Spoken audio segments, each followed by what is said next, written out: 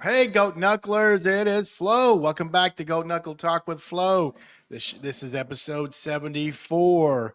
And guys, if you love this video and you're loving all of our videos, man, want to, subscribe to the channel, like the videos, and leave a comment. That would definitely help our channel. So, again, this is episode number 74. We're climbing up to 100. Let me go introduce you to my co-host, Lisa Nolan Hafner. Hey, Lisa. Hi, And Flo. everybody, check out the new pod equipment. Finally, my Professional. my boss finally hooked me up. So, who's our guest tonight? Well, we have a special guest tonight, Reed Rowell from class of '85, and hopefully, folks out there don't hear the background noise. It sounds like a poltergeist on our end. And welcome back, Reed. We're so thrilled to have you. And tonight's a really special night. We're going to have some, in-depth and intimate conversations with you about your life and promote the book that you just released called Overflow. And we can't thank you enough for your willingness to come on to the show tonight. Anyway, so welcome. And without further ado, just tell us right off the bat, and your story, you share your story really in depth in this book, but what inspired you to write a book and to be so well, let me backtrack, okay, before I ask this question, because it is relevant to the question that I want to ask. We all grew up in a small town where everybody knows us and a lot of people know your business, whether you That's want them right. to or not. So for you to, it takes a tremendous amount of courage to be vulnerable, to really expose yourself. Where did he go? I don't know. We lost him. Oh, hang on. Am I back? Your audio's on, but the video is not. It's okay. It's all good. Do you want me to log back in real quick? Yeah. Do you have your cell phone? Yeah. Is it charged up? Yeah. You could be able to maybe try your cell phone. Maybe that definitely will eliminate the noise. Okay. So sorry, guys. So Lisa and I would talk, and then we'll wait for you to come back on. It's all good, man. It's all good. Yeah, no worries. Just log out and try logging in with your phone. Okay. So how you liking the equipment? Oh, it's wonderful. But I wish our audience could see the ridiculous setup I have to get this microphone close to me. I have the box that this microphone came in, and then I have 3 yoga blocks stacked up in front of me. I'm sitting on a bolster and 2 blankets. I know. Wayne is going to help me come up with something this weekend to see if that works. How's that? There he is. Oh, that's so much better. Hold on. My dog's in here. Get. Oh. How's that? It's much better, Reed. Much better. We lost you again. Uh-oh. Oh. Well, this is no bueno. There he is again. He must have hit a button on his phone. I did. Absolutely, I did. Well, hey, I just want to point out one thing before Lisa continues with the question. There's a typo in the title, right? They added a W when it should have been just FLO. Just kidding. Oh, yes, absolutely. That's funny. Anyway, back to what I was saying is that, we all grew up in Plainview, and, it's like any typical small town in America. Everybody knows you. Everybody knows your parents. Everybody knows what you've done. They know the good, the bad, and the ugly. And so it takes, I applaud you, because it takes an incredible amount of courage and, like I said, extreme vulnerability to share a story as detailed and as vivid and complex as what you've been through in your journey. So what motivated or inspired you to write so candidly about your experience? Can you pinpoint, like, when that spark hit that you thought, I need to share my story? Well, when Joe and I got married, she gave me a really thick journal, and it had a simple card in it, and it said, "I can't wait for you to fill this up." She wanted me to write. She'd seen some of the stuff that I'd written and stuff. And I didn't write in that because I haven't written that story yet, but she's the one that's inspired me to put it to paper. And that started 6 years ago. And about 6 months ago, it was kind of slow at work. I work from home. And she said, "You should write." And so in a day, I had an outline. I had no idea what I was going to write about. And then it just started coming out. And then it scared me because of exactly what you said. Mm-hmm. Everybody is going to know. And we're on a live show here, and I had to think about, well, some of my customers are my friends, and there's some of them that don't know. Not that I hid it. It's just not anything that comes up in the course of business in a day. And it's not really anything that comes up in the course of just living your regular life. The problem is that you think everybody else already knows, and they Right. don't. They really don't, because why would they? I mean, we've all gone our separate ways and done different things. But as you said, it's really embarrassing. And then when I finally got out of the way and got out of myself, God reminded me. And he was like, "So are we going to do this thing or not?" And so I set a start date. And I wrote this thing in 3 weeks. You're kidding. No.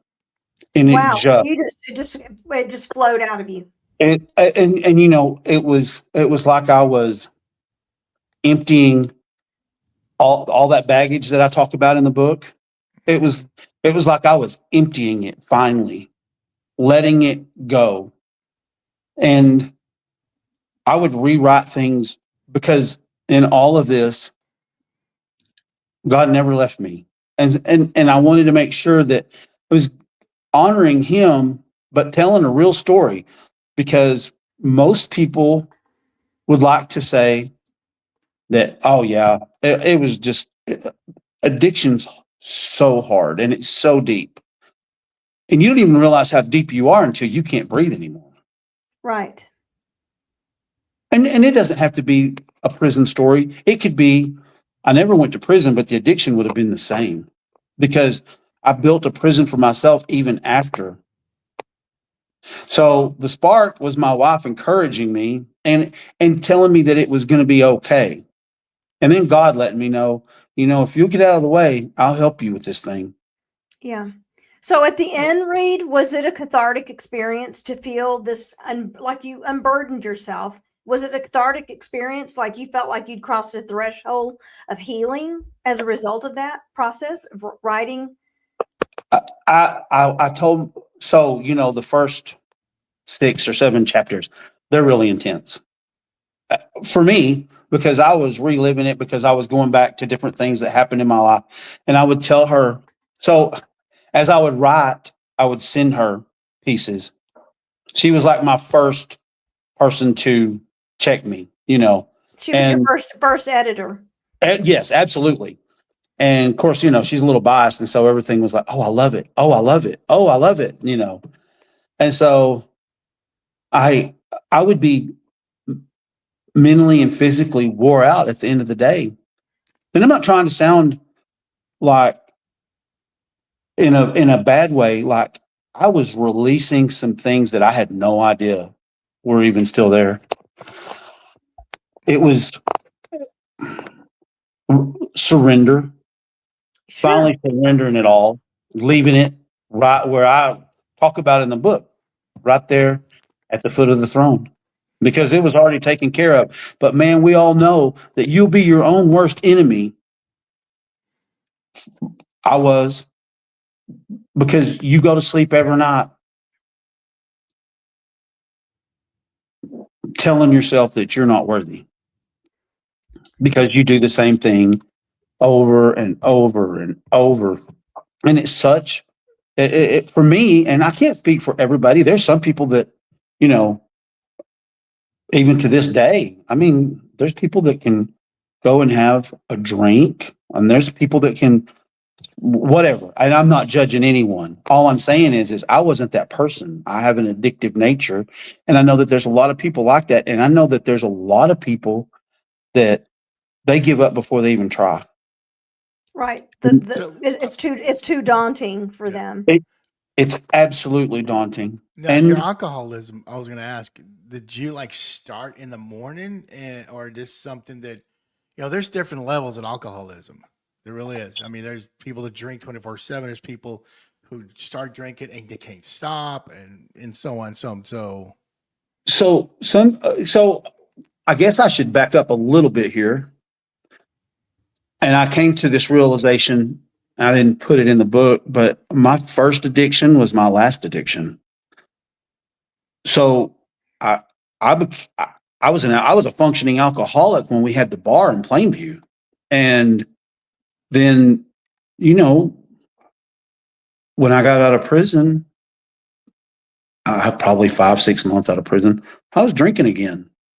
But I thought that I had graduated because I'd been to prison, so to speak. That it was okay because I could handle it because of course you can handle it, and I couldn't. Tell me which day. I mean, the weekends. Yeah, I probably started at 9 or 10 in the morning. As far as during the week at work, in all honesty, yes, I'd go home at lunch and I would have a drink. And I write in the book about, and he's one of my dear friends. He looked at me one day and he says, we can smell it, right? And I'm like, I was mortified because I was drinking. I didn't, I wasn't like a loose, happy drunk. I was drinking for companionship. I was drinking for self-worth. That's what I thought. It made me deal with myself better because I didn't have really any friends. And I have lots of friends, but where I was at, I had built a life. I built a prison outside of prison again. Well, this is what I've learned about addiction. I don't, it's not something I struggle with, but I've helped people with it and read a lot. It's that, like you say, you had a lot of friends, but at the same time, you were lonely. It's one thing to have a layer of friends that are all on the superficial level. It's another thing to have intimate friends that know everything about you, are going to hold you accountable, that you reveal all the parts of yourself, and they're still going to love you anyway. And those friendships are few and far between. That's exactly right. Because we all wear a mask. And I was going to tell you earlier, when you were writing this book and that a lot of stuff came up for you that you didn't know you still needed to process. There's a term in Sanskrit called samskaras. They're imprints. Everything that we do in our life, everything that we experience, good, bad, neutral, wonderful, deplorable, it doesn't matter. It's imprinted in our cellular body. And so you can heal from it, but if you have to revisit it, if there's still some lingering stuff in those imprints in your cells, it's going to come to the surface. The emotions attached to those imprints in your cellular memory are still going to come to the surface. But writing a book is a great exercise in healing those. I've shared with Flo before. I have very severe childhood trauma, and I help women with trauma and young men and men too. I've healed from my trauma. I can now talk about it. I've killed all those imprints. I burned them away.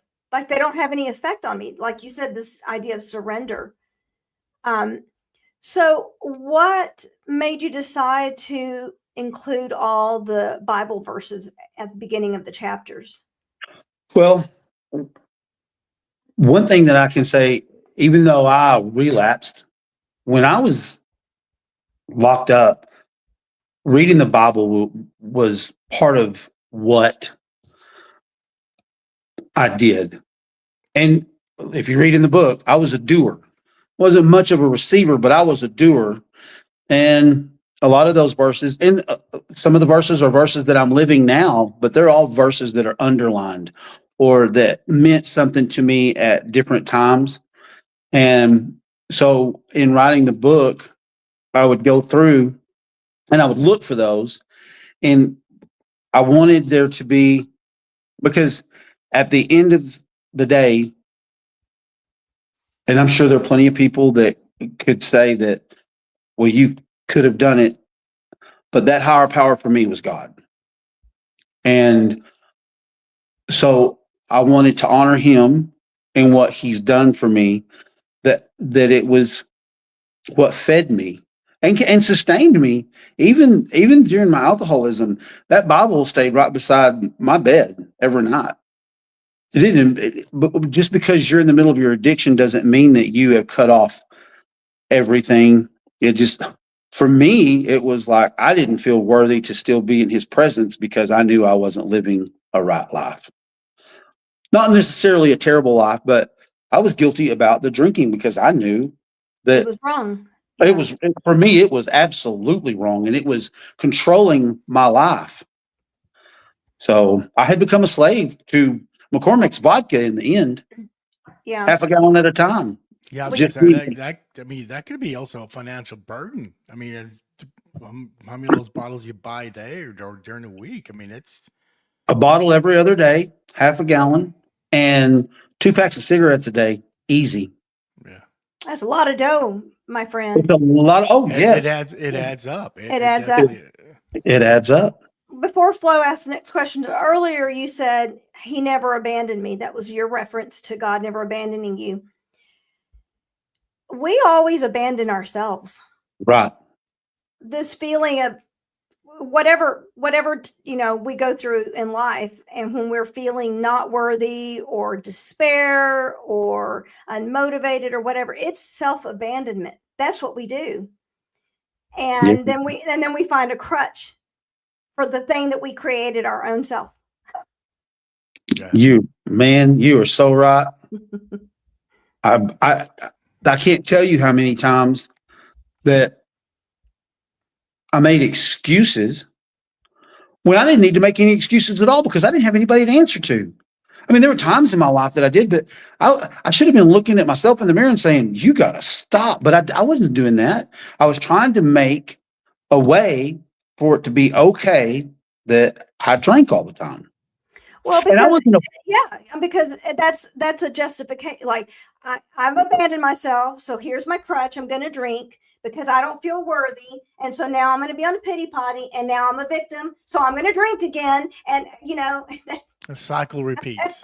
Oh, it's unbelievable. I mean, you go to bed every night and say, I'm not drinking anymore. I'm done. Did I nail it? Yeah. Did I nail the cycle? Oh, absolutely. It's Groundhog Day, the movie, for sure, because and then every morning, I would still be like, oh man, yeah, I got this. And then by lunch, I would go home and make me a Route 44 or a big gulp, half and half, and go back to work. Wow. And you thought, I think you said in the book, and I've always heard it too, that vodka doesn't smell. That's Oh, well, alcohol. it absolutely does. Yeah. It absolutely does. That's just a vicious rumor started by a bunch of alcoholics that wanted to get away with drinking. Started by vodka. Yeah, probably started by McCormick's. Yeah. yeah, probably. And that's the cheap stuff. Nobody man. will know. Of course, it's the cheap stuff. Like you said a while ago, it cost some dough to be drinking and smoking all day, every day. Exactly. So, before I ask my question, besides not drinking, what are you doing now to prevent you from drinking? What steps are you taking? What things are you doing to remind you? You know what I mean?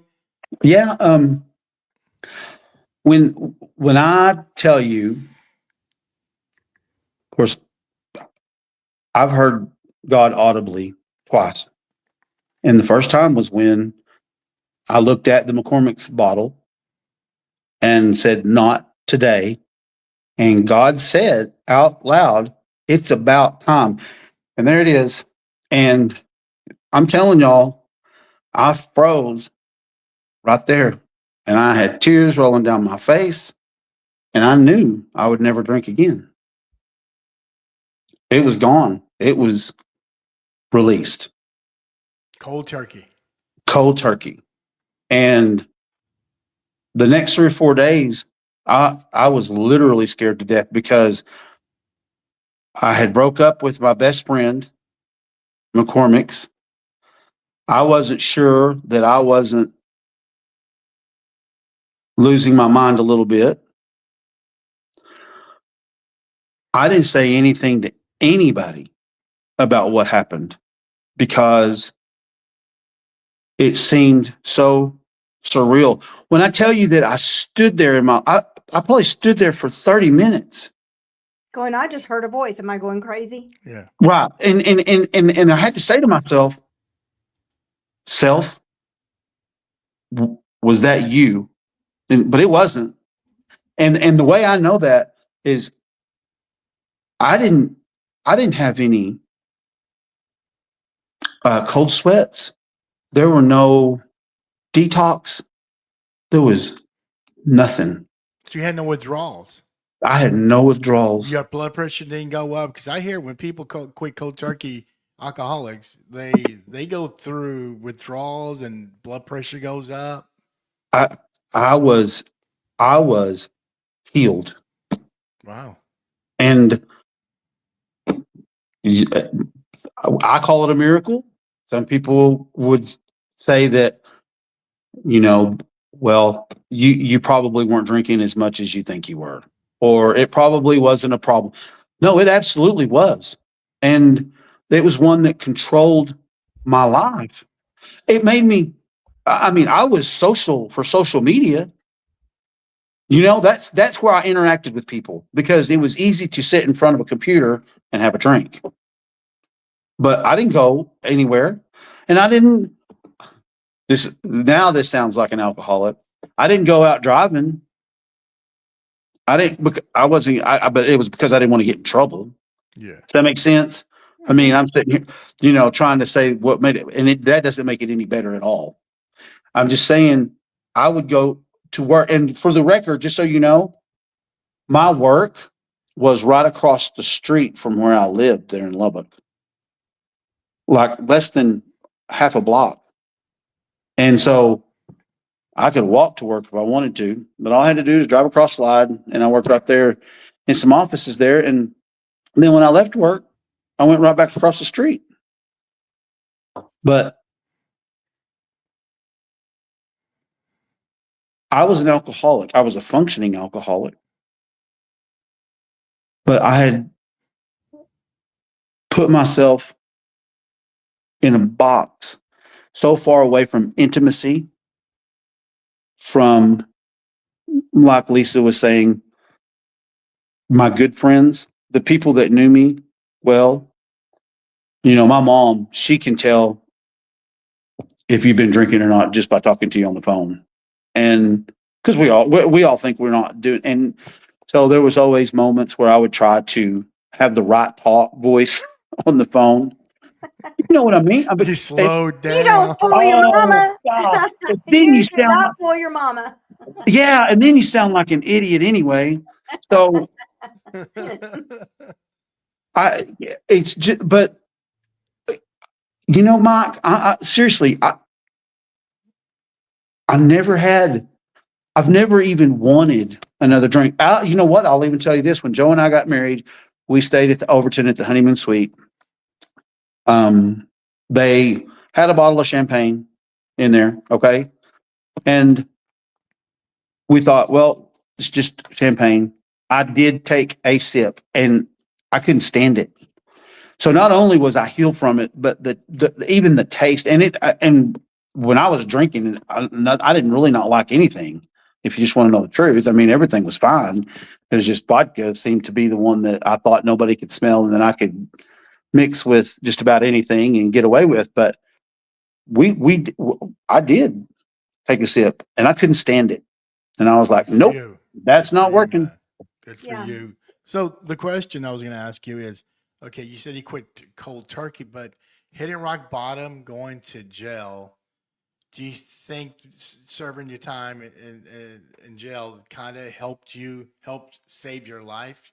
And if it did, can you elaborate? You know, I thought about that a lot. Now, when I went to prison, it was for meth. Let's make no mistake about that. There was no drinking then. I was a meth monster.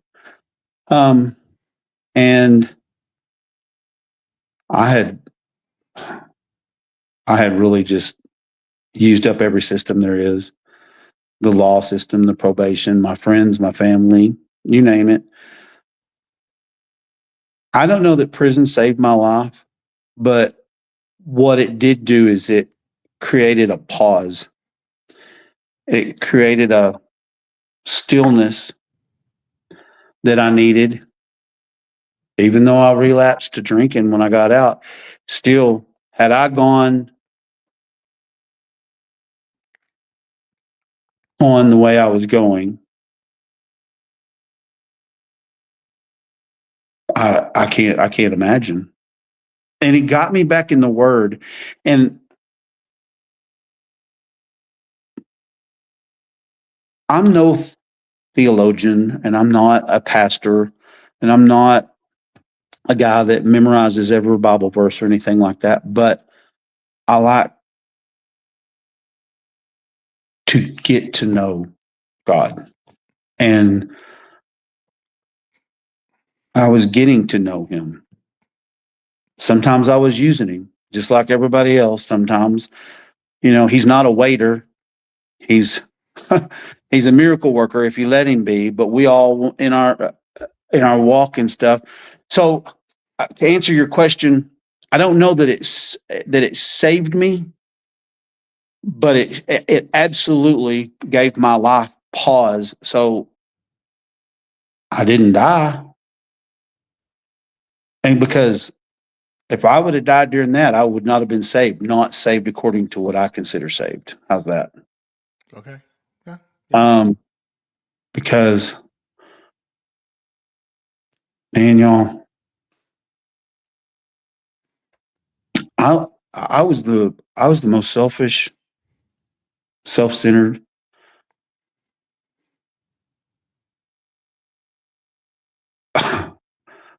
gangster thug, whatever you want to call me. It was I didn't have any of Reed left in me. I was just worried about not getting caught for the longest time. So when they came and got me, I was relieved in a lot of ways because I was tired, Yeah. you know. But I didn't really realize what my addiction was until I got, and it's free will. Make no mistake about it. Your addiction is free will on anything because it's one of those things where yes, maybe you're taking too many uh, diet pills. Maybe you're drinking too much. Maybe you do meth. Maybe you smoke marijuana. Maybe you're a rageaholic. Maybe whatever those things are. They're all in the same category. It's free will. You have the freedom to do or not do those things. And I I didn't make agree. any good Yeah. decisions. I didn't make any good decisions. Yeah. Addiction is addiction. It doesn't matter Right. what it is. I And Yeah. totally agree. And it eh, doesn't even have to be an addiction to a substance. I mean, there's No. no, food right. addiction. There are people, I suffered from bulimia for a long time. So I was addicted to laxatives because, heaven Right. forbid I gain an ounce or whatever. And it took a come to God thing that came and walloped me and, flushed them down the toilet. And it was the last time I ever did that. But, Awesome. addiction is addiction. It It doesn't is. matter if it's to a substance. I mean, we're addicted to our phones, addicted to social media. I mean, it's the dopamine receptors in our brain, and then for some people, there is a genetic predisposition. There's a genetic component to your brain chemistry that predisposes you to have addiction to substances. How did you go from alcohol to meth. And then before you answer that question, when you came out and you said you started drinking again, was it kind of like this mentality like, oh, I served my time, I deserve a drink? It's Oh, no, almost no, no. also, but you did mention too that you stopped drinking for 30 days. And how did you celebrate? Same Yeah. way getting out of jail, drinking. So when I got out, I didn't drink for, I don't know. Well, you know what? If we're just being honest here, so when I got out, you have to have a parole package, and of course, my parents, who have stuck beside me forever and ever and ever, they uh, asked me, or I was living with them, and then I moved into my own place. Well, and then I started hanging around people that, of course, you know where I met the people that I drank with the first time at AA, Oh, wow. and I knew they were there for the same reason I was there, because you had to go, because on my parole I had to make 2 meetings a week at first. So anyway, long story short, it's not their fault. They came by my house where there was no oversight, of course, and I drank a couple of beers. And then, and you know what? For a long time, it was just beer. Maybe some shots here and there of stuff. But I make it sound like I went shopping for 6 or 7 months. But what I did is it took me a while to graduate, you know. But the way I was coping with everything was drinking again. And I'm not sure that at first you justify it as I'm just drinking like a regular person. You know what I mean? I'm just whatever. And that, yeah, it's okay because I've got this under control. But my parole says that no, you're not supposed to. And so then I write in the book. My parole officer comes by one day and she opens up the fridge. Yeah. There's a 6-pack of beer sitting right there. And that could have sent me back for 2.5 years Oh shit. For 6-pack. for a 6-pack.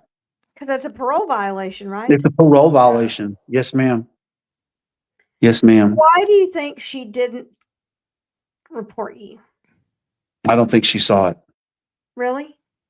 Honestly, I thought you said I thought it was in plain sight, wasn't it? Or did you have it was right there. It was a 6-pack of bottles sitting right there on the top shelf, right beside the milk. When she walked over there, I didn't even think about it until she opened the refrigerator door. I just think that she opened the refrigerator door. Look, for her, it might have been a 6-pack of. I don't know that she looked that hard. All I know is that I knew. In that moment, I knew I was going to be blue warranted. There's a little thing that happens. Well, and when you show up for your parole appointment or whatever, that's a locked door behind you. And that way, if you have done anything wrong or you test dirty or whatever, that door's locked. You can't leave because there's an officer in there also. So anyway, that was everything that was going through my mind. Wow. But you know what? She didn't see it. If she did, she was showing me grace.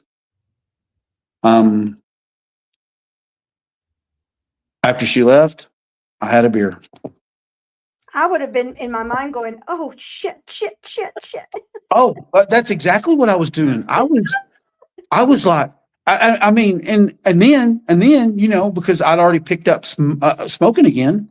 So I go sit out on the back porch, drinking a beer, smoking a cigarette, thinking to myself, how lucky I am that she didn't see it. Wow. That's all I could think. And then it didn't hit me till later that night. But I thought, oh, she's going to wait till I show up, you know?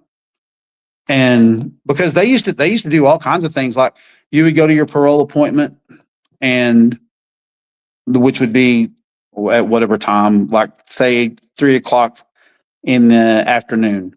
And then they would call you the next morning or my parole officer would, and she liked me and I did everything they asked me to do. And I was always at my appointments. But she would call you the next morning and say, "Oh, hey," she called me Lawson. That was my first name. She said, "Hey, Lawson, I forgot to get you to sign a form. Could you come back up here?" Well, every time you go back up there, it was so you would take a urine test because they wanted to see what you were going to do after you had already checked in. So then I'm sitting there thinking, oh, she's going to call me. She's going to call me. But she never did. And then I just became a whole lot more careful about drinking. And actually, that's when I decided to move. And then when I got to Canyon, the parole officer was in Amarillo, and they hardly ever Yeah. came by. So anyway, Well, let's go. I think you mentioned that when you got first picked up, you were in Lubbock, correct? yes. And then you went to Randall County to get Mhm. processed there, and then to Hale County. By Right. the time they first picked you up, how long did it take to process you in Hale County? I mean, how many days or weeks or Oh, no, months. months? It took, so I got picked up on August the 7th of 2005. And I was in Lubbock County until in December. And then Randall County, I was probably there 6-7 weeks. And then Hale County was the short one. And I was probably there a month. So 7 months, 6 months, somewhere in there. Jeez. Yeah. And all, it's, you learn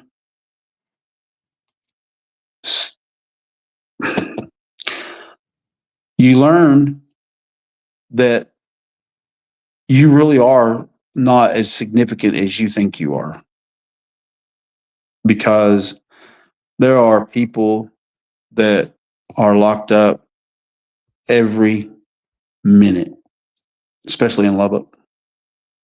People for everything, it could be a traffic ticket, but they still get processed and everything else. And I mean, it's just, when I tell you that it's a sea of numbers, I mean, it's never ending.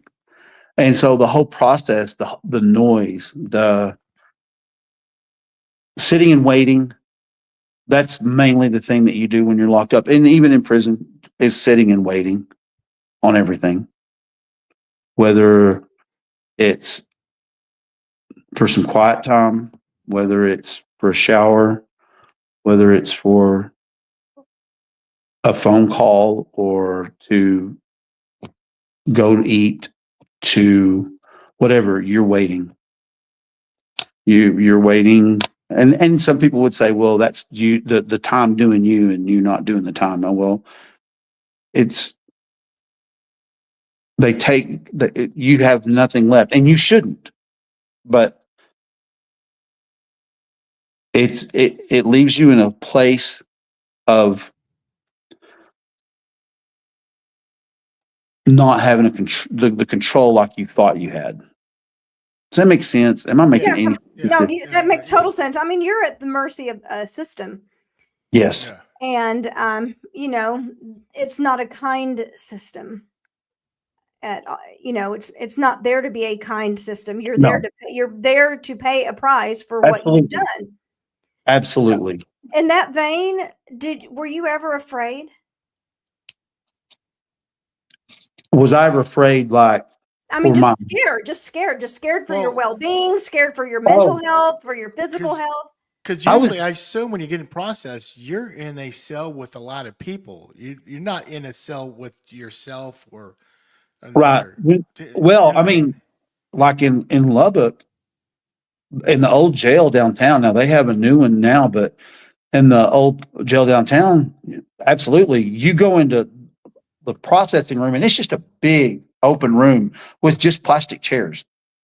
like you would see in any doctor's office or something, you know? And you're sitting there, probably handcuffed. Some people are, some people aren't. Just depends on what's going on.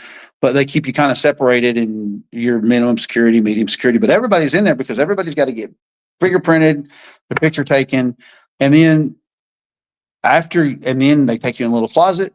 You change clothes, and then they take you to general population. And I was 38 years old, so I was kind of an older guy compared to, I mean,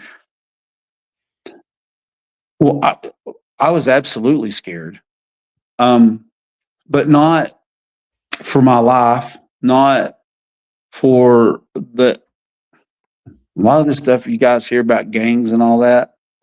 That gets kind of pulled out of context. You got to be a real problem child to be in that mix, because it's pretty easy to mind your own business if you want to. And that's all I'll say about that. So But what was the fear? What did you fear most during the time you served? not ever getting out, even though I knew I would, because it's prison. Even a jail is prison. And there's lots of people that would say it ain't that bad, blah blah blah blah blah. Well, you know what? That's when you find out that you do still care about people, and that's absolutely when you start finding yourself again. At first, I'm like everybody else. I want to find a way out. It didn't take me long to figure out I wasn't getting out. I mean, I was already on 2 probations. I'd broken 2 probations. I was on probation in Hale County and in Lubbock County. And so there was no way I was going to get another probation. And it was, I mean, the part that scares you is you don't know when it's going to end. I mean, honestly, and I don't know if a lot of people understand this, and I knew I was in trouble in 3 counties. And if those judges had decided to stack on top of each other,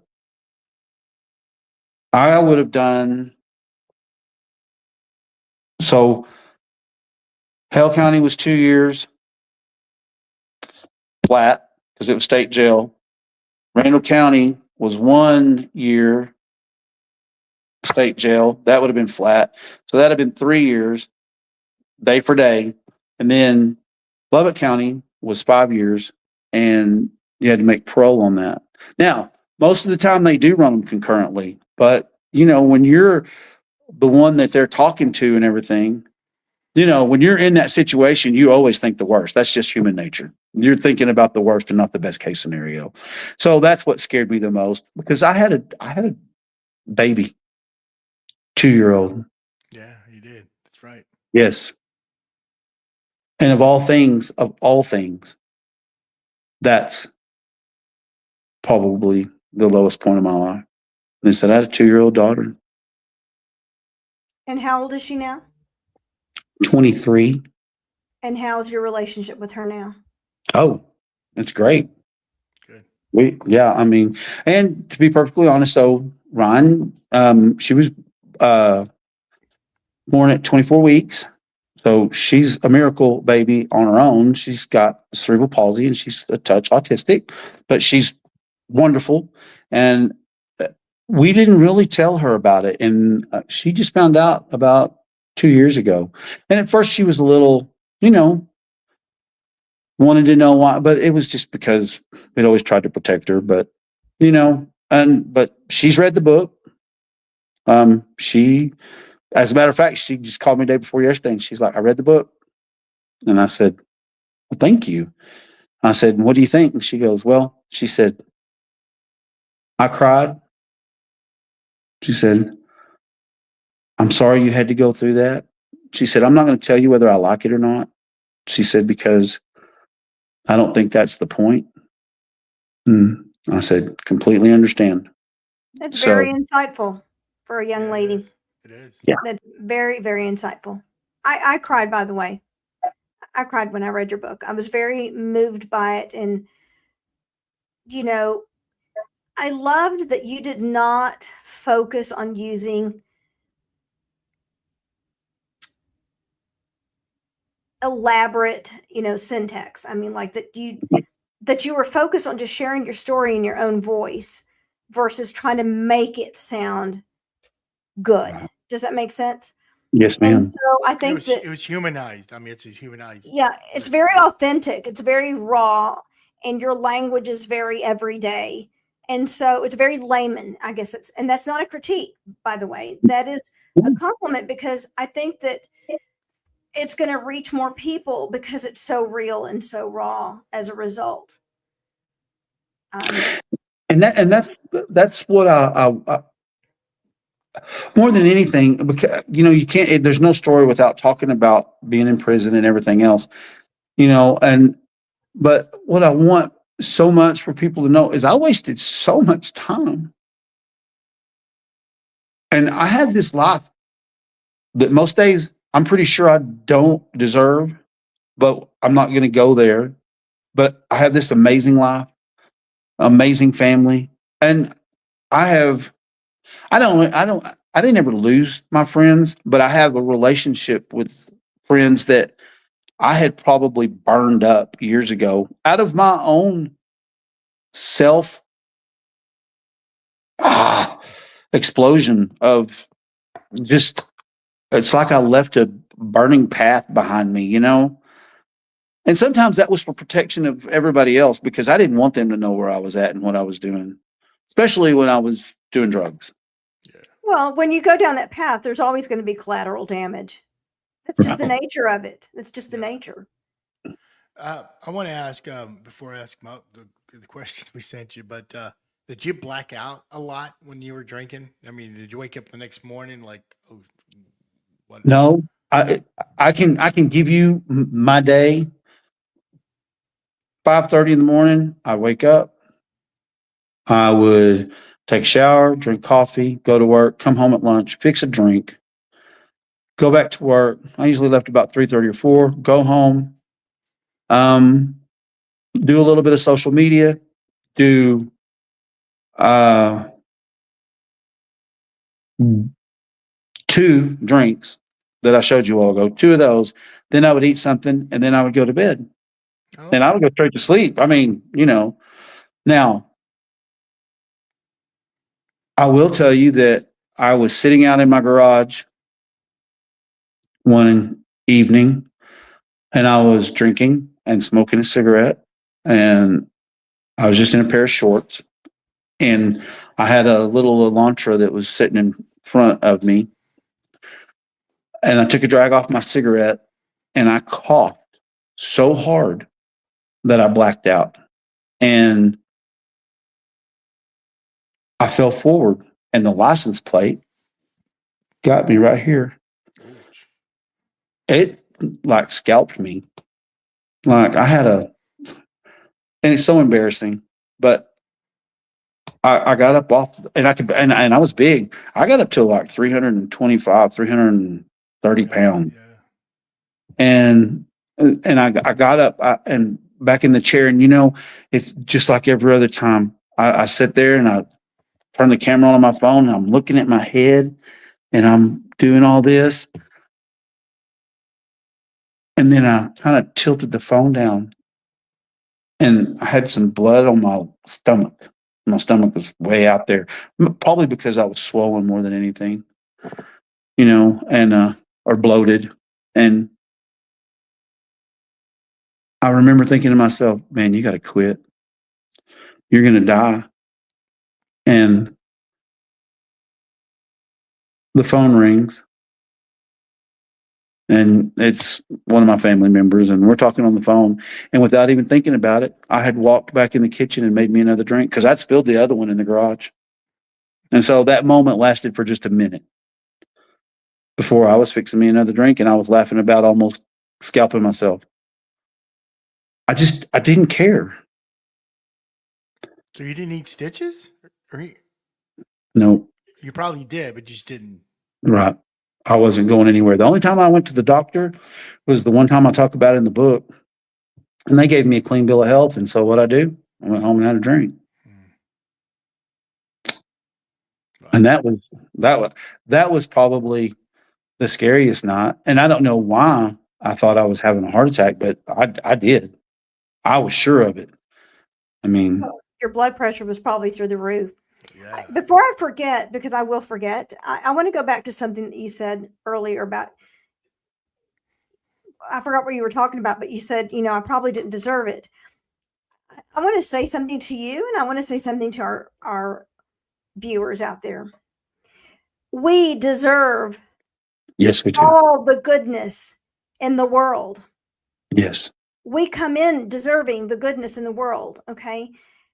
What happens is that we forget our own divinity. We forget our own light. We forget who we are. We are simply a reflection of God, your higher power, consciousness, whatever Right. resonates with people out there. We That's so are good. an embodiment of that Yes. light. We forget that we are already deserving of that. It's not, so don't ever say, I probably don't deserve Right. it. And that's not true. We deserve it. Oh, absolutely. When I I mean, talk about my husband, I'm like, oh, I so deserve him. He's the most amazing person that's ever come into my life. And my life is so complete now. I deserve him. And yes. we just have to stop forgetting. We have to stop forgetting, we have to remember.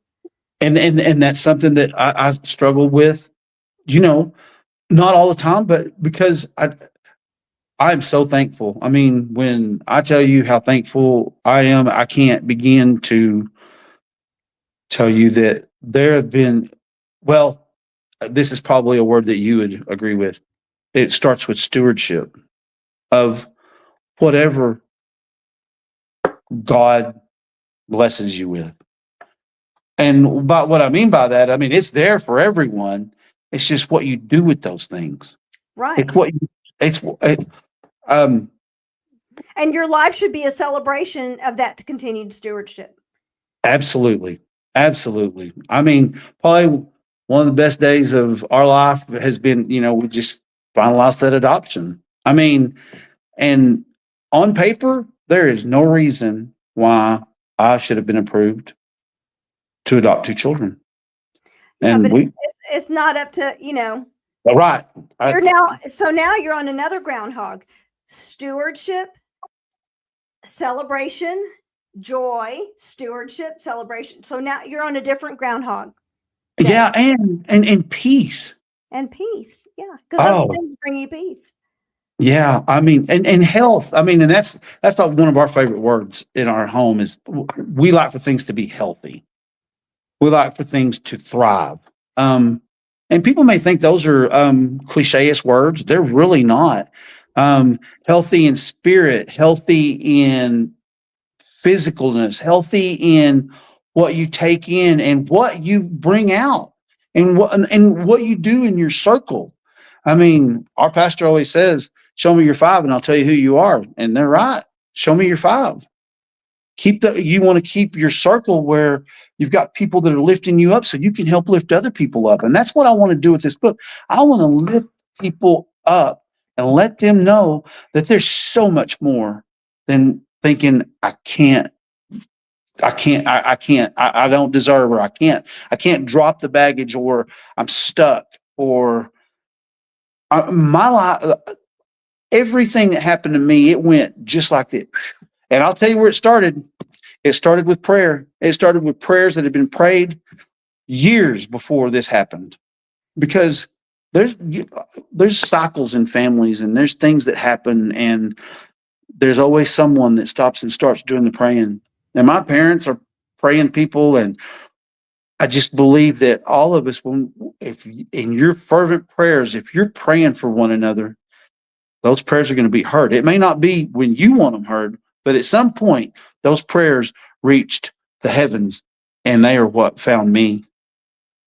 And I believe that with my whole heart, because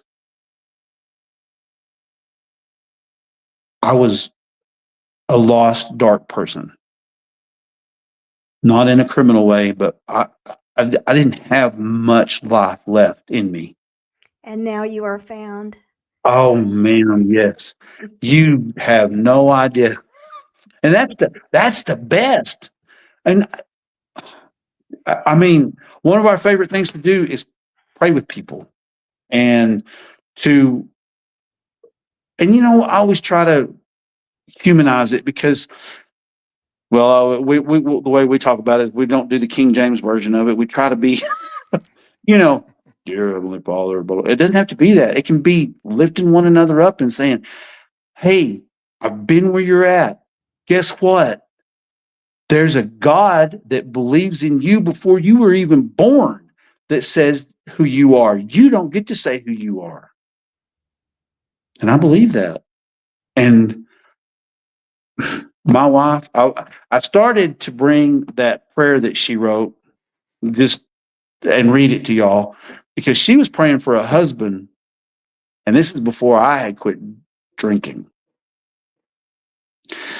But if I was to read that to you right now, it's me. But she did that like a year in advance. So, I mean, like to a T. So, anyway, I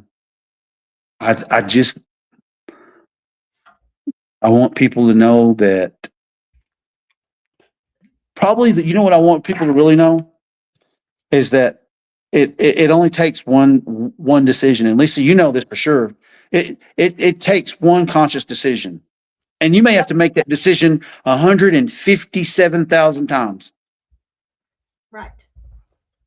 Is that right? I mean, you do some counseling stuff, but it takes that one decision. And when you finally, because I told myself every day I was going to quit drinking every day. And every day I didn't. And then one day I didn't say that. I just said, not today. And God spoke to me. Not only did he speak, he was like, say, bud, I've been waiting on you for a minute. Let's go. And that's what I've done ever since. Is anywhere he's told me to go, that's where I've gone. Good for you. Good for you, man. Well, you mentioned earlier about when you went to prison, all this gangster stuff, but you went to Huntsville. I did. I mean, I went. I know about Huntsville. It's death row. It's So I went when I first got there. I was at Gorey, but I was down in the trustee camp. But that's when I got to meet some of the really long timers. That's who the wardens use for their people.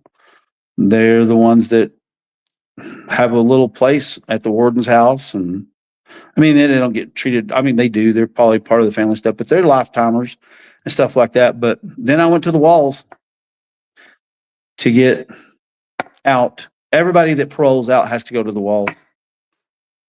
huh. And you can look it up and stuff, but I'm here to tell you. So it's the oldest prison down there. And I mean, have you ever walked into a place and you could just feel dark matter dripping off of you? I mean, like you could just feel the pressure and you're like, oh man, I can't do this. Yeah. Well, in the world, when you say you can't do this, you can turn around and walk out. You can't walk out of there. Not in that moment. I mean, you don't have a choice. And it's so surreal because all these catwalks and all these guards going back and forth, and you can look and see all the cells up these walls and stuff. And I mean, and the cells that they show on TV, those are big compared to what a real 2-man cell looks like. They're really small. I mean, it's a maximum prison, correct? It's got 2 security levels. They've got lifers, they've got minimum and medium. All of them do now. They just keep them separated because it takes the minimum security and medium security to run the prisons.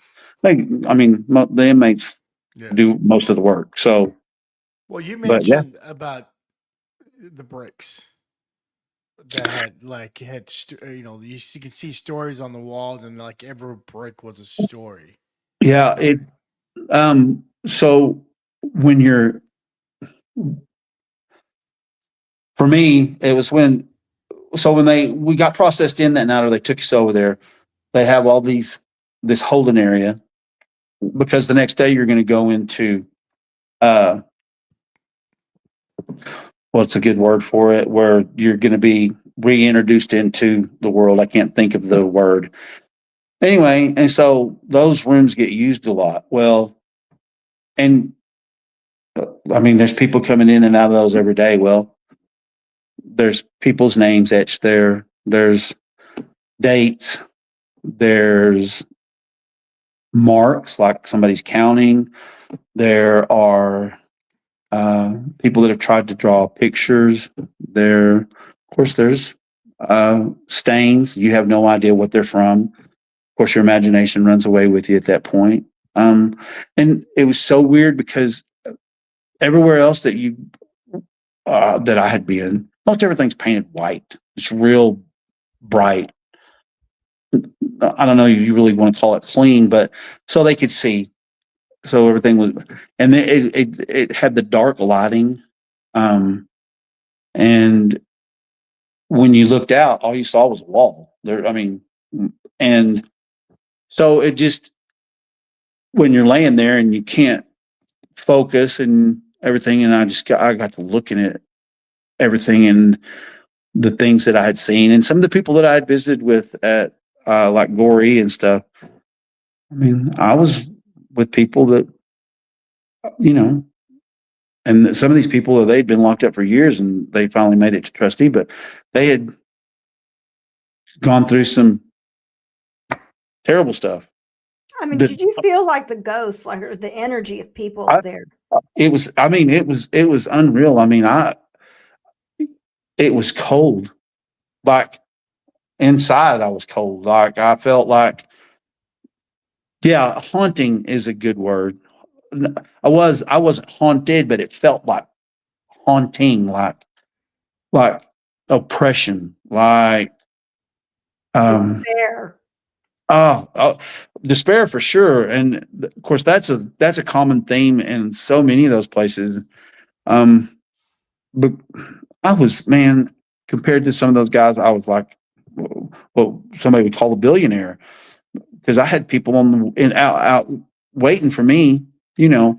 And there's some people, kids, 18 years old, nowhere to go once they got out, no family. I mean, it just, you know, and I've cried a lot since I got home thinking about some of those people. I didn't so much there because, you know, you didn't ever know if you believed anybody or not. But, you know, and then there's some that go to jail because it's a safe place to be. They know how to work the system, so they get locked up for 6 months, especially during the winter. Oh, wow. Yeah, free bed, food, Yeah, you're food, safe, yeah. Yes, warm absolutely. building. Yeah, I can see And that. yeah, and if you're indigent, you know, you're going to get X amount of letters and stamps to send a month. You know, I mean, so I mean, I talked to plenty of people like that. It's not a broke system. It's just it's not anything like most people would think. We'll just put it that way. Well, And so just back to your question. So at the walls, it's a mix of everything. I mean, there were people there that had the TVs. You can't get TVs in there anymore. This was 25 years ago. And once you buy something, you have a paper for it and they can't take it from you unless you mess up.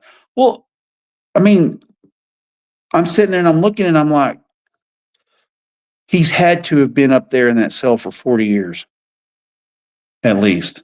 This is black and white TV, man.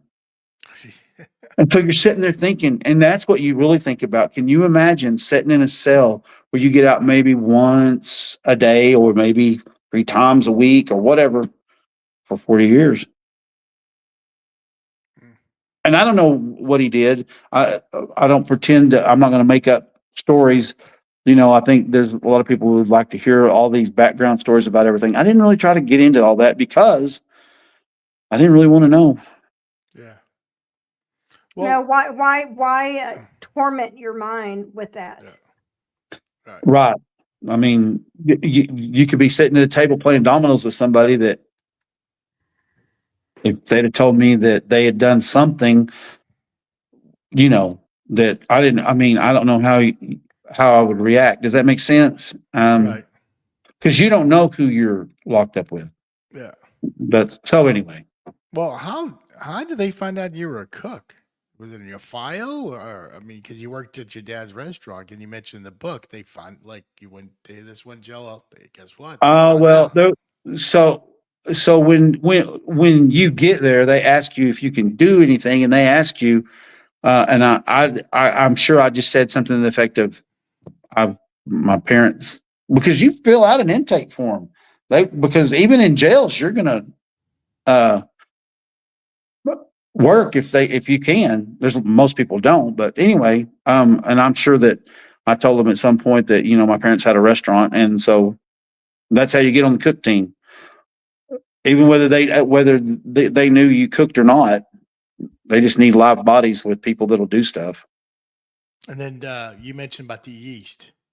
I mean, That's probably as close. That's probably as close to gang stuff as I ever got. Just so you know, and it was real funny. So at Randall County, they really believe in rehabilitation right there in county. And the sheriff there, you can look him up. I looked it up the other day, and he's still the same. It's still the same sheriff, and he has lots of faith-based programs. But they have this really nice kitchen, and they feed. I mean, they make home cooked meals in a lot of ways.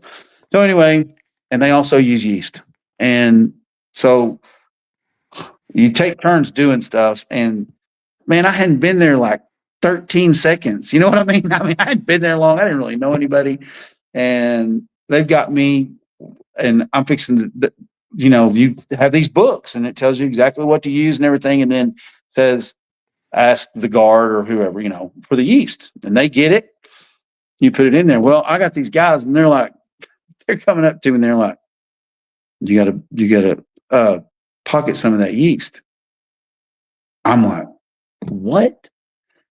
And I'm pretty naive. I've never made hooch,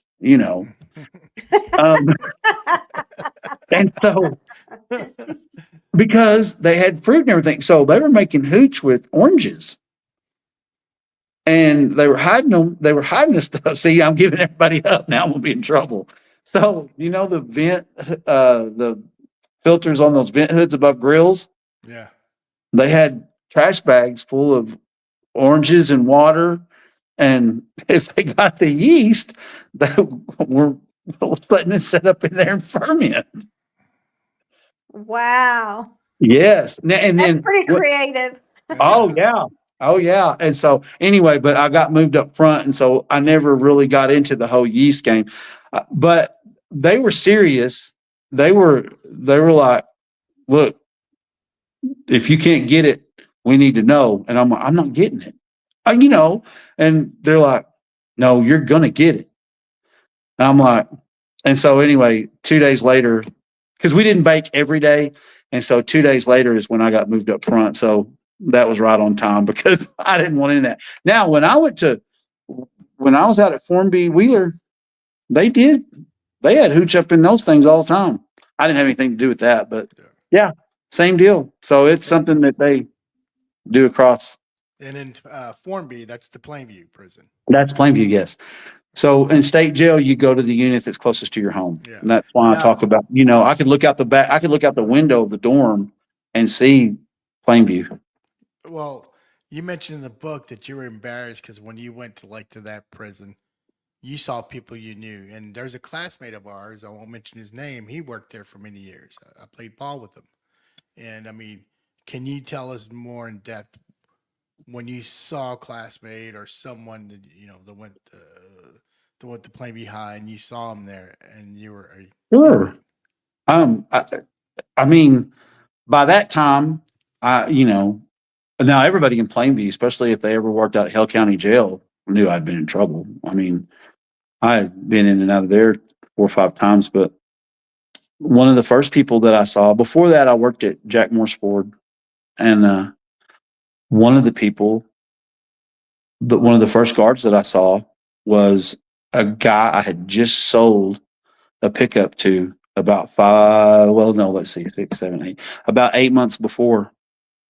And when he saw me, he walked up to me. I didn't see him at first, and he walked up to me. He's like, "Are you serious?" And I just kind of looked at him and I said, "Yes, sir." And he said, "What are you doing here?" I just kind of looked at him and I was a little bit mad. I'm like, well, I screwed up, you know. Anyway, it was real embarrassing. My cousin, who was a guard, worked there. Two of them, actually. So, that's kind of a rough deal.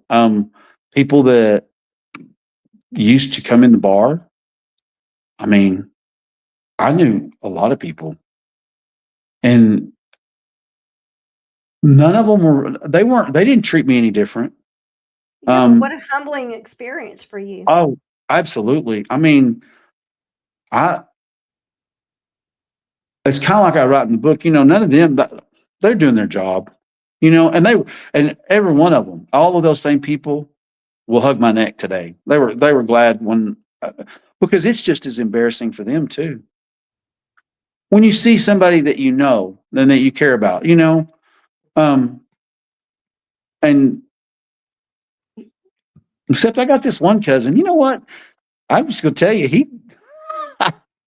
he still doesn't have anything to do with me. But and some people will act that way. Some people will react that way. There's some people that think that you can't change. There's some people that think that even 25 years later, you know what I mean? Well, that's their Or loss, 20 Reed. Oh, absolutely. Yes. But That's their loss. and I knew that, and I fully expect, and that's fine. That's why I write at the very end of the book. You may not agree with this, or you know what I mean, and that's perfectly fine. That's why we all need to hear each other's stories, and I believe that too. I don't think that there's enough recovery stories. I don't think there's enough people giving their true testimony. It's easy to give a testimony. Give the one that God gave you. Give the one that's hard. Give the one that makes you cry. Give the one that gives you permission to shout for joy, because it's okay to find peace. It's okay to humble yourself and say, God, here I am. Whatever you say, I'm ready. Send me. And that's how we live. And I think it's a great way to live for people, because we all have so many gifts. I used to think that we all just had like one gift.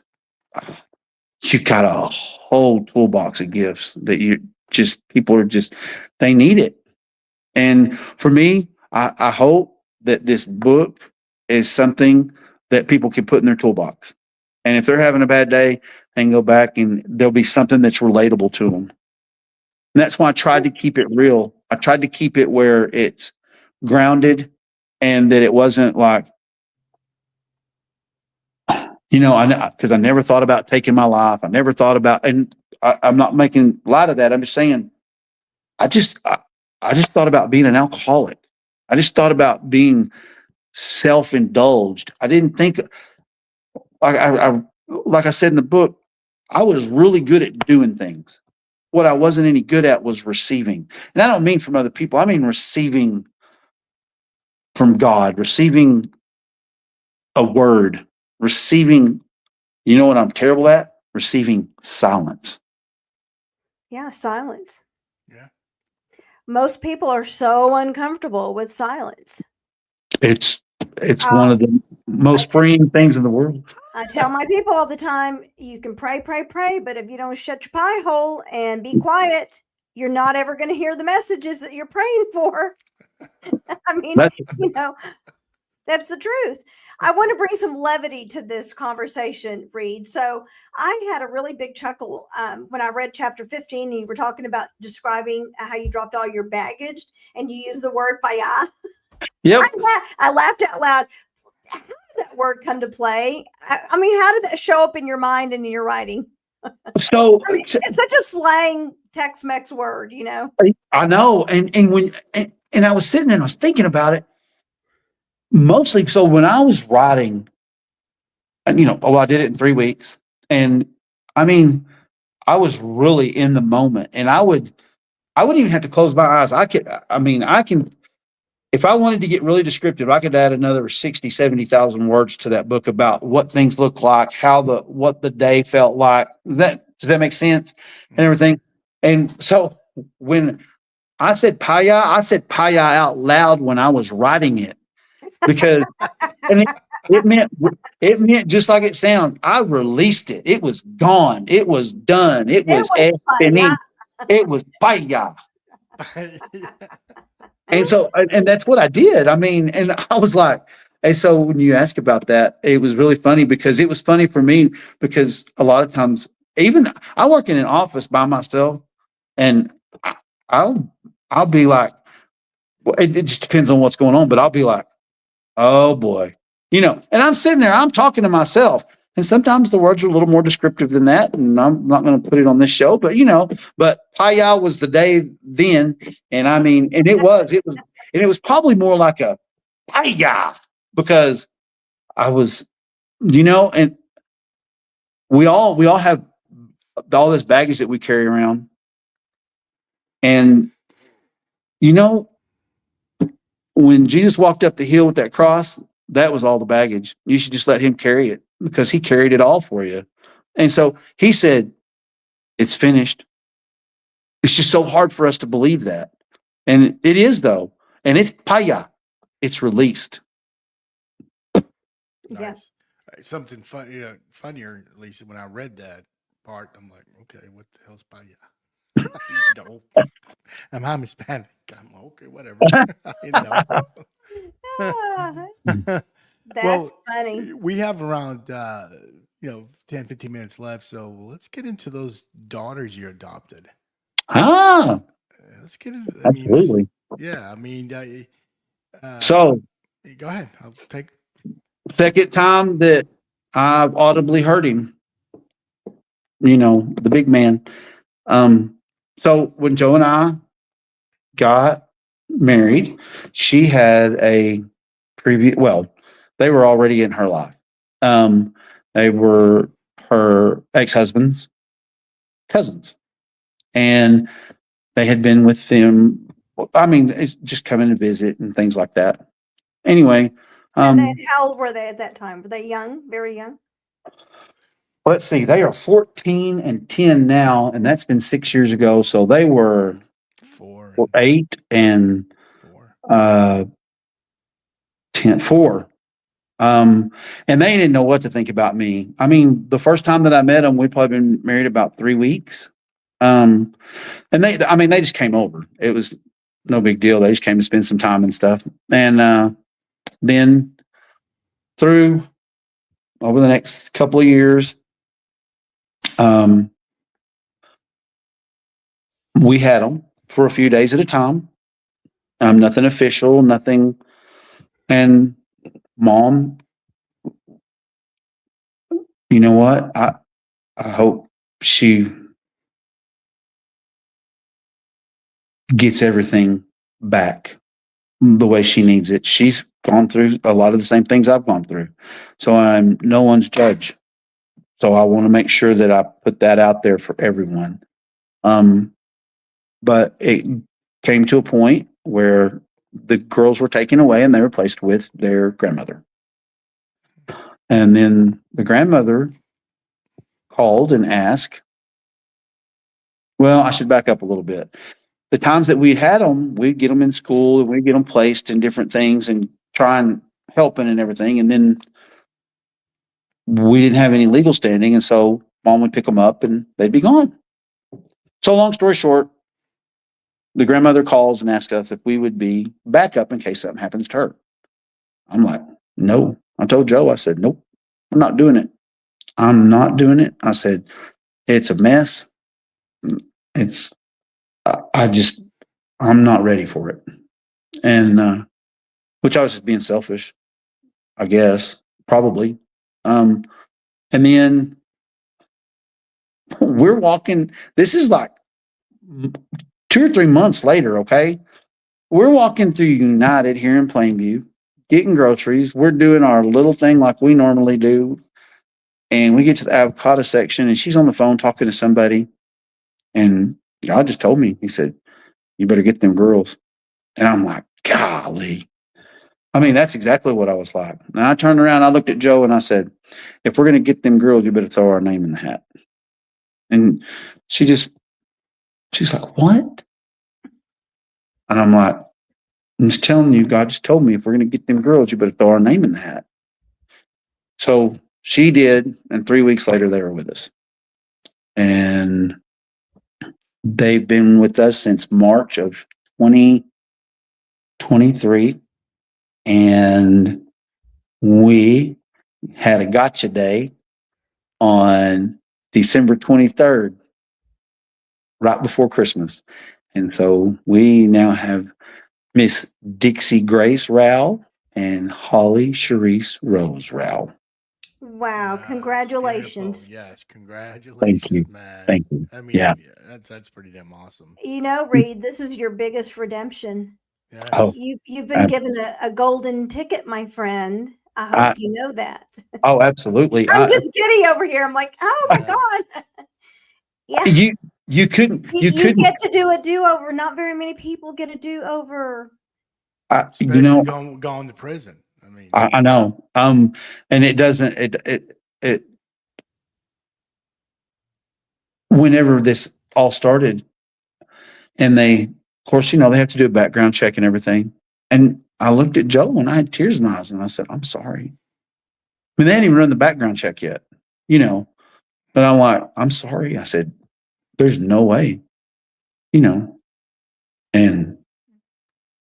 they brought it up. They talked to me about it, but they said, no, you're good to go. And then later on, we had another attorney that was talking to us and she was like, this doesn't happen very often. And I'm like, I'm aware. And so, but we are the blessed ones. They're really great kids. They're amazing. I mean, they're regular kids. They're, they're always trying to get away with something, but we love them with all our I heart. had the privilege of meeting them, Lisa. Oh Yeah. my gosh. When I got my book signed. Oh, that's awesome. Do they call you Dad? No, it's Reed and Joe. Okay. Yeah. Cool. Yeah. So, but I think it's going to come, man. I mean, maybe anytime, not even within the near future. They're probably in the other room shaking their head going, nope, nope, nope. They're watching. Oh, they're watching this. You don't have to be called Dad to be No. Dad. No. I have a dear friend, a kid I hired at Southwest many moons ago. He's now in he's 50, I think. And he has never called his parents. His dad's Scottish, his mom's Canadian. He has never, ever called his parents mom and dad. He has always called them by their names. Oh, wow. He and his brother, they've never used the word mom and dad. Like it's a foreign word. He's a biological. Yeah. He's their biological son. He's always just called his parents Pat and Ian. I call my parents the parentals. So, Well, I call mom and dad. My dad's not around, but whenever I was not happy with him, I would call him by his name. Oh, that's what I do, Lisa. Yeah. I'm like, Alfred, that's not going to fly with me. I'm sorry. Because I used to do physical therapy with my dad. I was too scared to call my dad anything but Dad. Oh, no. It was either Daddy or Alfred. And my mom knows when I tease her, I call her Terry. Reed, what kind of support are you getting now? I mean, you've you posted that you had your book, and a lot of classmates are reading and talking about it. I mean, it's here. Let me show you this. Let me show you what Geraldine. I'm sorry. She said, "I cried too when I read the book. More so relief and joy that you're living the truth and hope." So, are you getting a lot of texts and phone calls? And if so, how does that make you feel?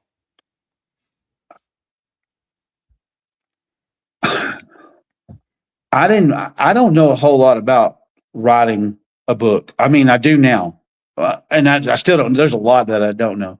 And I wasn't sure what to expect. But I had told myself, and I talked about it with Joe and a couple other people, I'm like, if it helps one person, it's worth it. And man, y'all, I have been thoroughly, it's been a blessing to me. I've got people that have sent me texts that one person said they walked in, they were just going to read the first couple of pages. Her husband had actually ordered the book. And she said, I thought I would just read a couple of pages. And she said, I picked it up at 10 o'clock. And she said, and I read all the way through. She sent me a I text did this too. morning. I did too. And she said, I texted one of my friends whose daughter has some problems going on and said she needs to get a copy of this book. I've had some people tell me that, they think that it would be great for recovery programs. I've gotten texts nearly every day. And I only made the one post that said Overflow is live. I didn't post a picture or anything else. It's just kind of done its own thing. And I think that's kind of what, of course I'm going to promote it where I can and everything, but I think it's one of those things that I want people to be able to sit with it. And because there'll be people, I think, I've had some people that have reached out to me that I didn't even know that.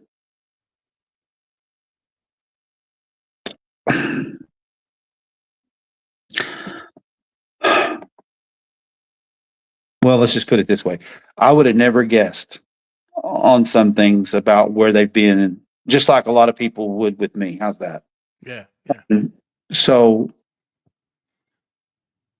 man, I want, God didn't give me this story, but he helped get it out of me. And I want to give him the glory. And I want to make sure that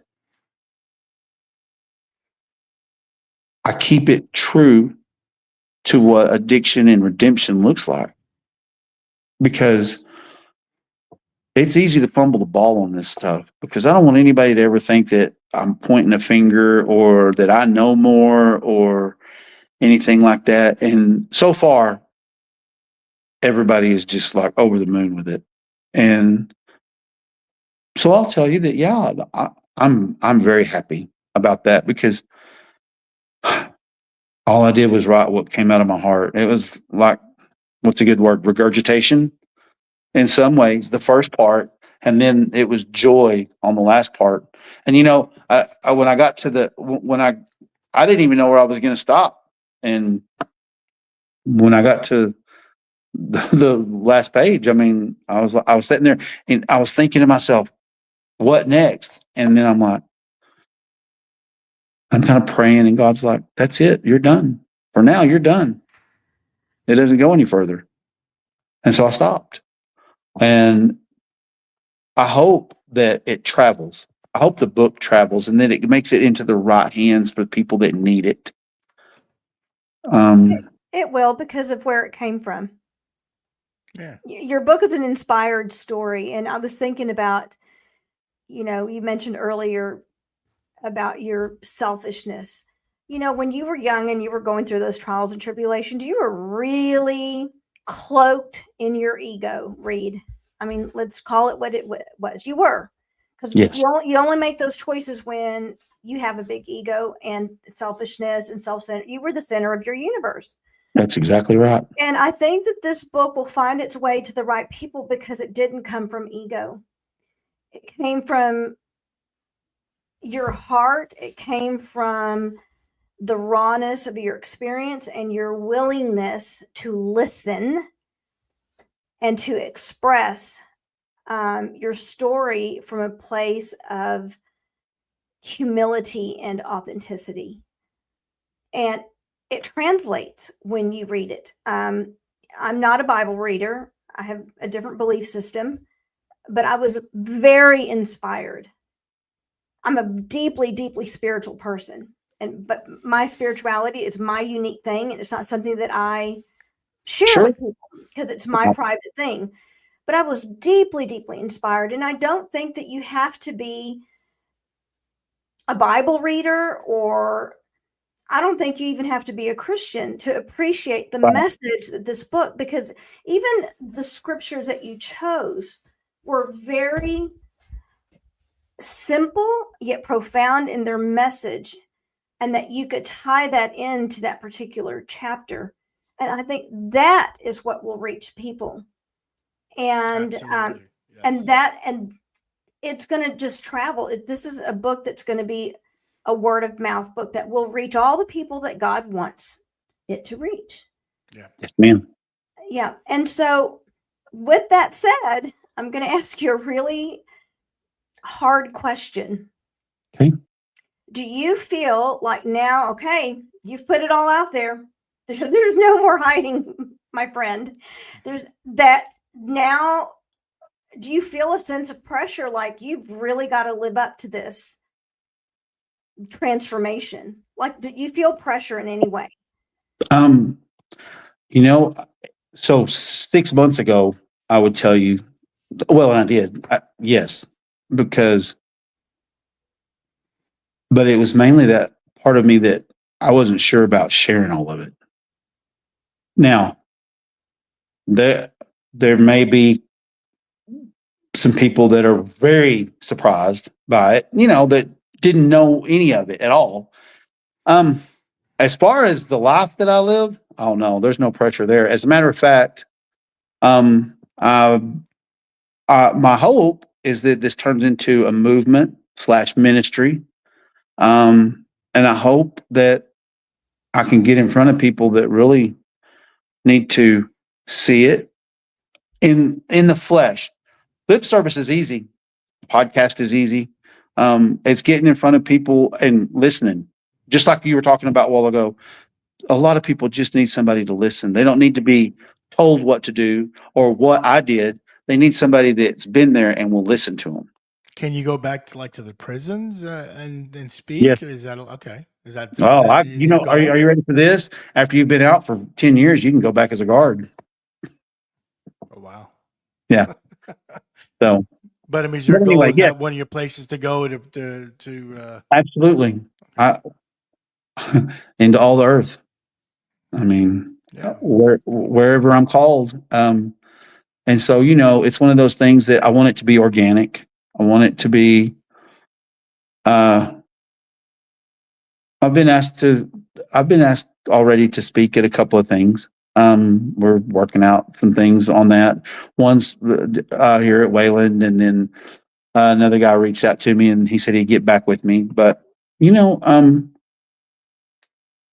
I think, especially in this day and age, I think people need more stories that are hopeful.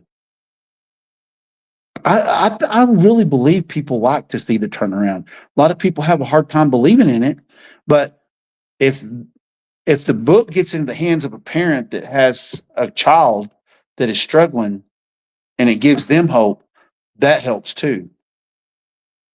So whichever way it works the best is whichever way God wants to work it. However he wants to work it is great with me.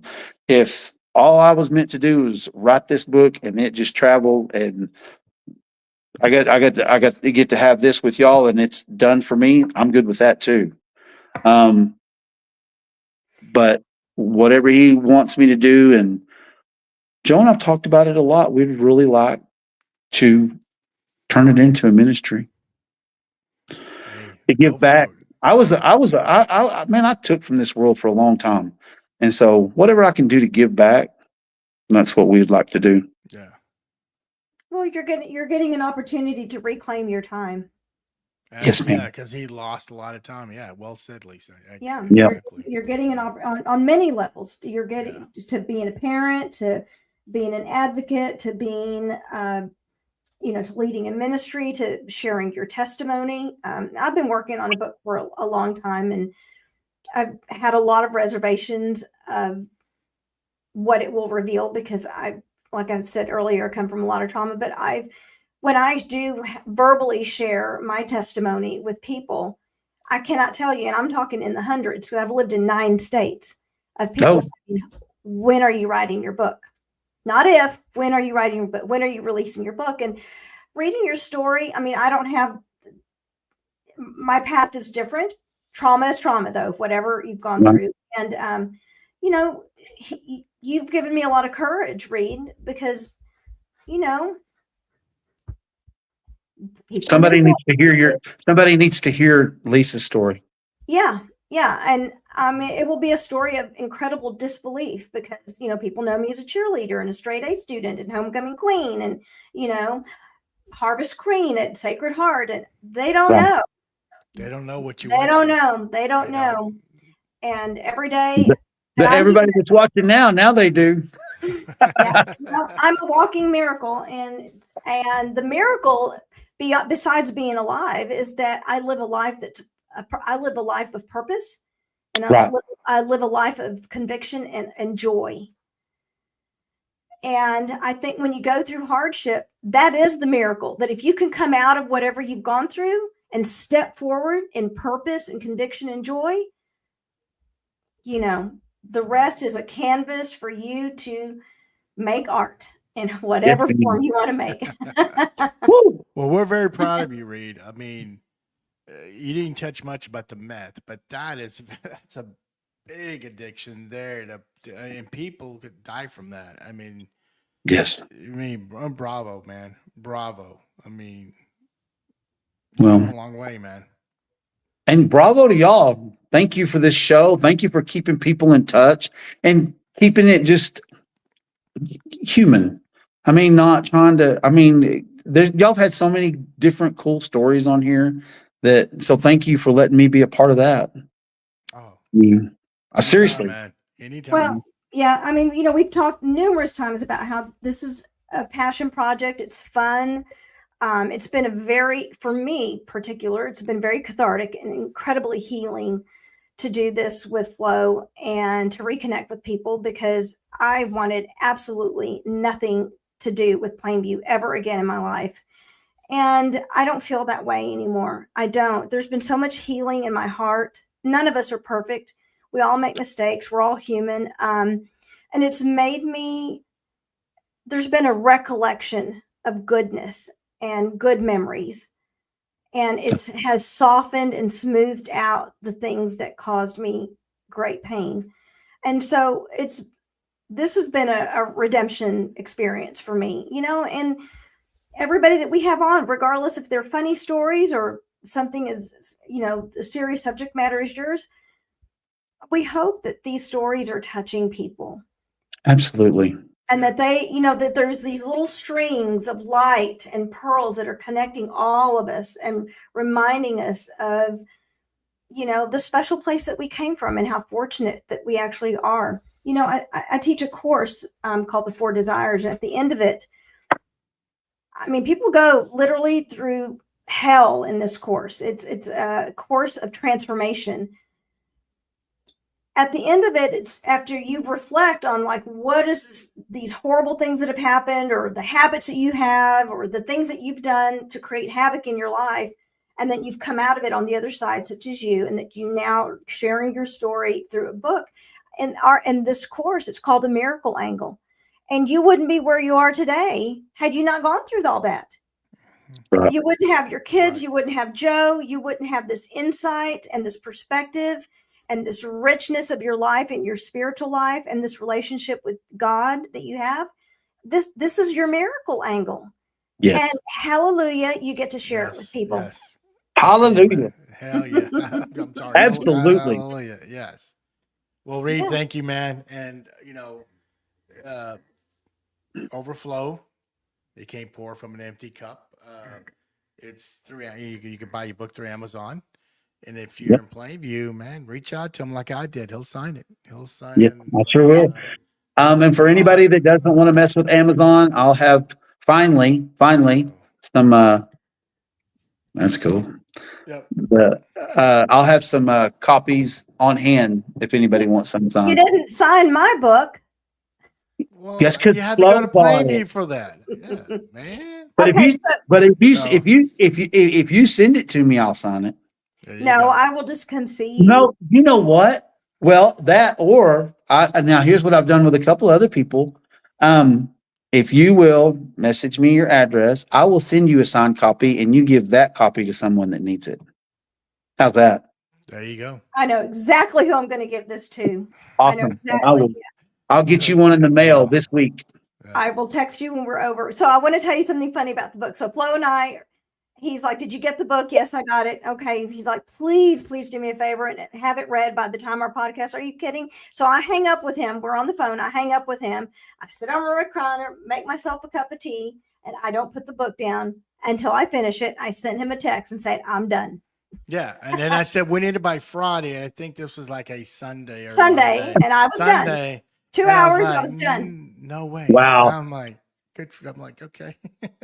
and she so- and she goes, I'm done. That's all she said. I'm done. I'm like, oh, okay, my bad. So guys, thank you, Reed, for coming You're welcome. on. Thank you all very much. And you know, we wish you best of luck with those 2 young girls and Joe. I mean, just with everything in your life and They're amazing. man. You know, Steve Olson reached out to me when I was in Plainview, just when I was there, and I enjoyed having. I don't drink coffee, but I had enjoyed having tea with them. So every time I come into Plainview, I will reach out to you and maybe get Steve and some other guys. Jimmy Absolutely. Bolliger, we can meet at the Broadway Brew and just have a little man talk. So Sure. I would love that. beautiful. Reed, I'm sending you a big, giant virtual hug. Yes. Dude, I'm so Fist bump, baby. effing proud of you. Yeah. Thank you. Hugs, Hugs. fist bumps, Fist the whole bump. 9 y'all. Goat knuckle. Go Knuckle.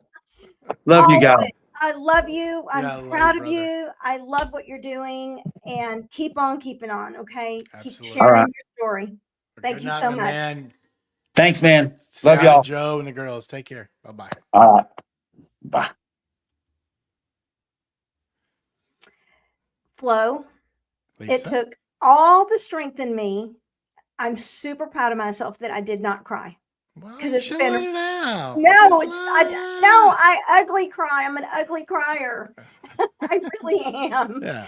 And it was right there. It was just right there. A lump in your throat, huh? Yes, yes. And, you know, the thing is, you know, you always say, you watch this stuff that happens on in the news, and it's like I mean, I don't think I would know anyone or happen to me, and there's he's 2 years younger than us, but he's still a classmate, still He's still our a classmate. brother from Plainview, and it happened to him. And again, kudos to him because, in my opinion, you know, when you let everyone know in a small town, and not necessarily Plainview, but just any small town. I mean, it's a small town. The word gets around. But if you lived in Houston or Dallas or just a big city, you're just another number. No one's going to care.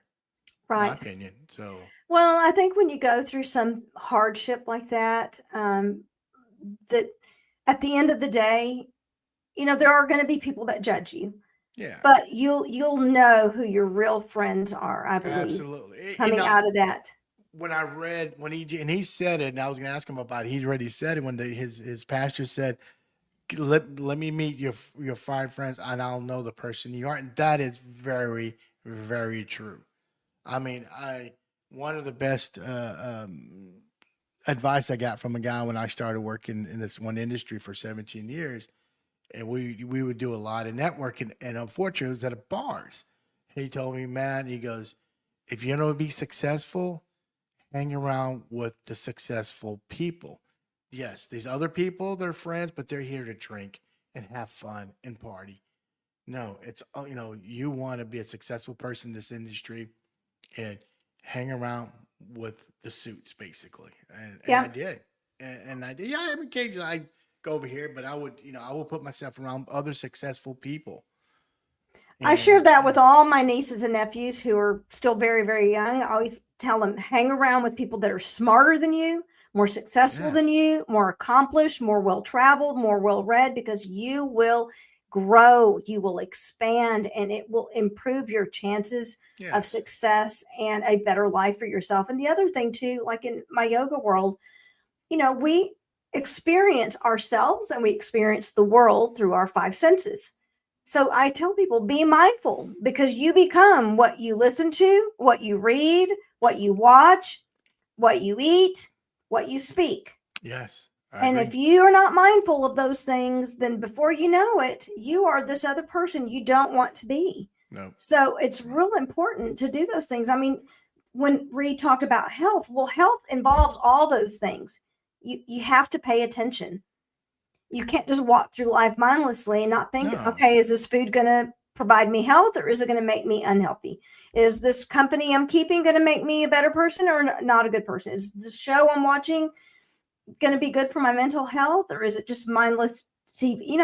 Yeah. Yes. I totally Obviously we splurge, but if you start making those, asking yourself those questions and making the right choices daily, then you grow and expand as a human being. Your consciousness grows, your discernment grows, your wisdom grows, and you make better choices. Therefore, your life is better. Yep. Well said. Thank you. Well, guys, it's getting late. It's time for me to go to bed. And you too, Lisa. Well, next week we're going to have football players again. Guys from the Plainview, and then also some guys from Monterey. And every guest is going to be from the class of '83. To my knowledge, they're all '83. But so stay tuned for that show next Tuesday. It's going to be lively. Yes, yes, it is. Well, Lisa, hey, I'm glad you joined me on the headsets and the mic. You sound great. You look great, and 2 years later, we finally. look professional now. So we need to take retake pictures so it'll be more clear. But anyway, good night, everyone, and we'll see you again next Tuesday. And hey, go Knuckle. Peace and love, and go Knuckle. Bye, guys. Good night.